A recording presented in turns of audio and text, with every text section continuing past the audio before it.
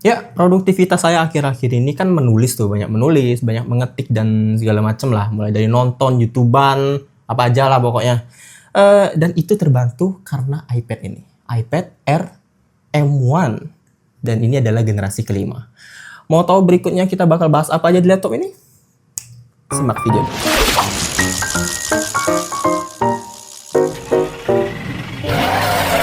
Halo staff antusias, back again with me Muhammad Setiawan di channel Lunako. Kali ini kita akan bahas sebuah iPad yang lumayan spesial, dan ini adalah iPad Air 5.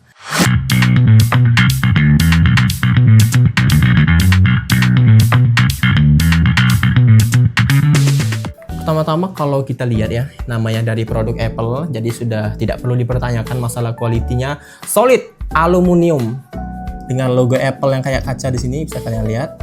Oh, ada satu buah kamera, dan dari pinggirannya ini petak kayak iPhone 13 ya, nggak ngerol gitu. Tapi rata-rata emang perasaan iPad-nya emang gini semua. Tapi berubah sih, kalau yang canggih sekarang atau yang baru-baru itu emang udah petak gini-gini semua. Selanjutnya kita akan membahas layar dari iPad ini. Retina layarnya itu beresolusi antara 1640 dan 2360 pixel. Ini tuh sebenarnya agak aneh ya, karena ini nggak termasuk 2K, tapi ya who cares. Layarnya bagus banget buat main game, buat ngedit, buat segala macam kebutuhan. Menurut saya itu udah cukup banget. Jadi kayaknya nggak ada masalah ya kalau nggak nyampe ke 2K. Oke, berikutnya itu resolusinya yang tajam, warnanya akurat banget, karena iPad ini memang biasanya dipakai oleh orang-orang yang bekerja dalam bidang kreatif, kayak menggambar atau desain. Itu banyak banget teman-teman saya yang desain itu biasanya pakai iPad, bawaannya itu pasti iPad. Terus di sini juga kontrasnya atau kecerahan layarnya itu baik banget buat ngebaca atau kayak buat baca note gitu segala macam. Kalau kalian ada di ruangan yang outdoor yang langsung terpapar sinar matahari, itu tuh nggak bakal silau, nggak bakal ya silau sih, namanya layar Apple tuh entah kenapa tuh silau, tapi so far pemakaian nggak ada masalah. Ini enak banget, cerah banget, walaupun terpapar sinar matahari itu masih oke banget. Terus kita akan masuk ke bagian performa. Nah, ini nih yang harus dibahas. iPad ini itu menggunakan chip M1. Ya, kayak MacBook, Bung. Iya, bener, Bung, kayak MacBook.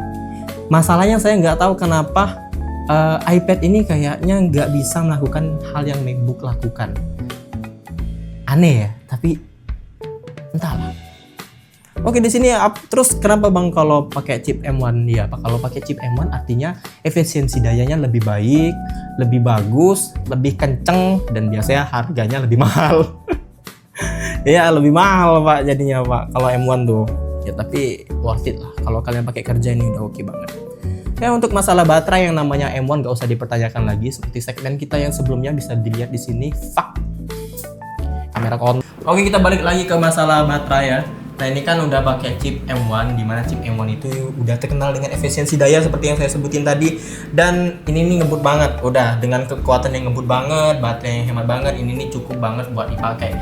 Pemakaian kita sendiri pun ini nih ngecasnya malam, dan kita pakai sampai sore itu masih bisa dipakai. Dan malamnya itu masih sekitaran sisa ya 10 lah, apa ya? Sekitar 10%, 7% tuh masih ada. Itu pas udah malam. Oke, dan kita akan masuk ke bagian aksesori. Nah, karena ini dapatnya itu cuma batangan, kita yang beli cuma iPad-nya doang. Kenapa Pak beli iPad-nya doang? Ya karena esensial yang diberikan oleh Apple ini mahal banget. Jadi daripada kita beli iPad Pen atau iPad Pro atau ya Apple Pencil lainnya lah yang mahal itu, kita belinya ya ini adalah Logitech Logitech Ryan ya. Ini adalah Logitech Ryan, dan ini berfungsi sebagai pen juga buat iPad, enak banget dipakai. Dan ini chargernya udah Type C. Tuh, kalau bisa dilihat ini udah Type C. Tuh, udah Type C. Di sini ada button on off, nggak banyak esensial yang lain. Dan ini konektivitasnya Bluetooth ya, Be. Ya, ini konektivitasnya Bluetooth. So, ya kita lanjut. Di sini oh ya, kalau masalah konektivitas, iPad ini adalah versi yang non SIM card alias Wi-Fi only. Ini cuma Wi-Fi only, Bluetooth-nya juga udah kenceng banget, udah nggak perlu dipertanyain masalah Wi-Fi dan konektivitas Bluetooth-nya udah kenceng banget.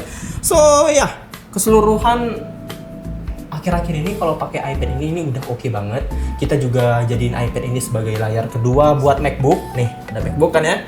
Tuh, jadi kita bisa pakai buat layar kedua di MacBook. Kalau di luar bisa terkoneksi dengan baik. Terus kita lanjut juga dengan kameranya. iPad ini bener-bener nggak lengkap kalau dibahas, tapi nggak bahas kameranya. Oke, kamera iPad ini ada dua, ada satu di belakang dan satu di depan. Yang belakang ini memiliki kemampuan 12 megapiksel dan merekam 1080p 60 fps. Begitu juga bagian depannya, itu sama. Untuk spesial dan di depan ini tadi kalau nggak salah saya baca ada bagian wide-nya, dan yang belakang ini juga bisa slow motion 120 fps. Nggak terlalu spesial buat sebuah tablet ya, karena memang tablet ini kayaknya lebih diperuntukkan buat bisa jepret file ataupun jepret ya kayak cuma jepret biasa aja, nggak terlalu fotografi. Dan kalau depan ini udah cukup banget buat video call, buat Zoom meeting, itu udah oke banget. Dan ya kesimpulannya pokoknya selama penggunaan iPad ini udah oke banget, udah mantap banget. Dengan port USB-C ini mempermudah saya ngecas walaupun nggak ada charger atau lupa bawa charger. Layarnya udah mantap banget, screen liquid retina display yang sebut aja ini hampir ke 2K ya. Dengan layarnya yang mirip 2K ini ini udah oke banget buat nonton, buat ngedit, buat gambar-gambar, dengan tambahan sebuah pen yang dari Logitech ini udah jadi daily driver sih untuk belajar, kerja atau semacamnya. Ya, dengan harga 13 juta ya, 1299, apakah menurut kalian iPad ini worth it di tahun 2024 ini? Silahkan komen di bawah.